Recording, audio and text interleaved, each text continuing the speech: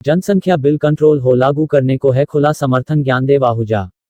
भाजपा के प्रदेश उपाध्यक्ष ज्ञानदेव आहूजा ने आज मोदी सरकार के दूसरे कार्यकाल का 1 वर्ष पूर्ण होने पर मोदी सरकार की उपलब्धियों को गिनाते हुए कहा कि प्रधानमंत्री नरेंद्र मोदी ने अपने पिछले कार्यकाल के दौरान स्वच्छ भारत अभियान के तहत देश में न केवल सफाई अभियान चलाकर जनजागृति पैदा की वरन करोड़ों की तादाद में शौचालय बनवाकर खुले में शौच से मुक्ति दिलवाई। उज्ज्वला योजना के माध्यम से करोड़ों गरीब परिवारों को चूल्हे से मुक्ति दिलवाकर मुख्य धारा में रहना सिखाया। इसी प्रकार करोड़ों लोगों को विद्युत कनेक्शन देकर उनके घरों में रोशनी उत्पन्न की। उनका पिछला कार्यकाल विकास के मायने में सबसे अव्वल रहा है। वहीं दूसरी ओर इस कार्यकाल में नागरिक संशोधन अधिनियम व कश्मीर में धारा 370 हटाकर उनके जीवन का दृष्टिकोण ही बदल दिया। विदेश नीति में मजबूती करते हुए पाक व चाइना के द्वारा किए गए उल्लंघन को अंतर्राष्ट्रीय स्तर पर करारा जवाब दिया। उन्होंने कहा कि अब जनसंख्या कंट्रोल बिल लाया जाना चाहिए ताकि देश में असीमित जनसंख्या वृद्धि पर रोक लगाई जा सके, जिससे देश में गुणात्मक विकास हो सके। उन्होंने इस हेतु देश के प्रधानमंत्री नरेंद्र मोदी को पत्र लिखकर मांग की है। वहीं दूसरी ओर उन्होंने कोरोना के दौरान जो प्रबंधन किया गया है उसकी भी सराहना की है।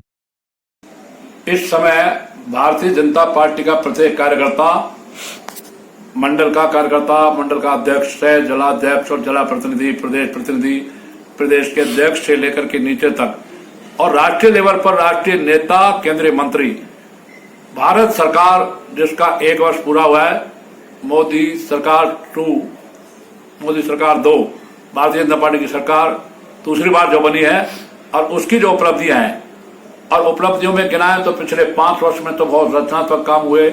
करोड़ों टॉयलेट, लेट्रिन और बाथरूम बने और फ्री गैस कनेक्शन दिए गए करोड़ों, और इसके साथ में करोड़ों बिजली के कनेक्शन हुए। अब इस 1 वर्ष में भारत की सुरक्षा के लिए, भारत की सीमाओं को मजबूत करने के लिए, चीन हो या पाकिस्तान, उससे भी मुकाबला करने के लिए संपूर्ण चाक चौबंद की गई है सीमाएं। चीन जो आंखें दिखाता था, गुर्राता था, समझौते की लाइन पर वार्ता के लिए उसको आना पड़ा और उन्होंने एक नारा दिया इस बार, जहां 370 हटा, जहां नागरिक संशोधन विधेयक पास हुआ, जहां कश्मीर में अब हर एक नागरिक, आप और हम भी जाके जमीन खरीद सकते हैं, प्लॉट खरीद सकते हैं, वहां लाखों लाख जो दलित समाज के लोग थे, वाल्मीकि समाज के लोग थे, वो नागरिक बन गए। जिन कश्मीरी ब्राह्मणों को, कश्मीरी पंडितों को निकाल गया था, वो भी वापस अपनी प्रॉपर्टी संभालने के लिए जा सकते हैं। वहां सबसे बड़ा जो काम वो कर रहे हैं, वो इस समय उन्होंने एक नारा दिया, लोकल को करें वोकल और उसको बनाए ग्लोबल। माने देश आत्मनिर्भर हो, आत्मनिर्भरता बढ़े, देश में स्वदेशीकरण बढ़े। इसलिए छोटे से छोटा उत्पादन लगभग 10,000 करोड़ का लॉकडाउन टाइम में ही, और मास्क बनना चालू हो गए, N95 और किट बनना चालू हो गए, टेस्टिंग किट, ऐसी उपलब्धि हुई है। और इसके साथ उन्होंने एक बिल जनसंख्या कंट्रोल का लाने के लिए हमारा सबका आग्रह है, वो भी आने वाला है।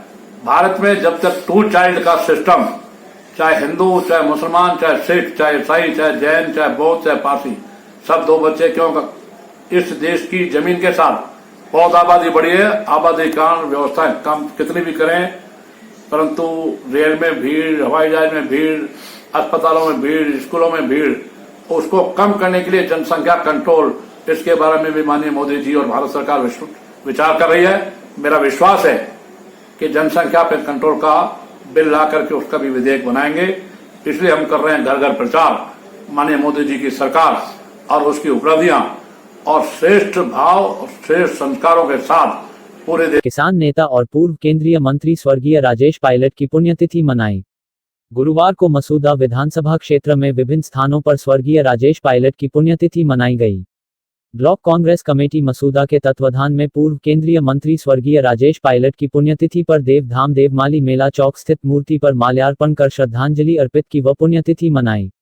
इसी प्रकार बांदनवाड़ा स्थित देवनारायण भगवान के मंदिर प्रांगण में श्री देवसेना भिनायक के तत्वाधान में स्वर्गीय राजेश पायलट की तस्वीर पर पुष्प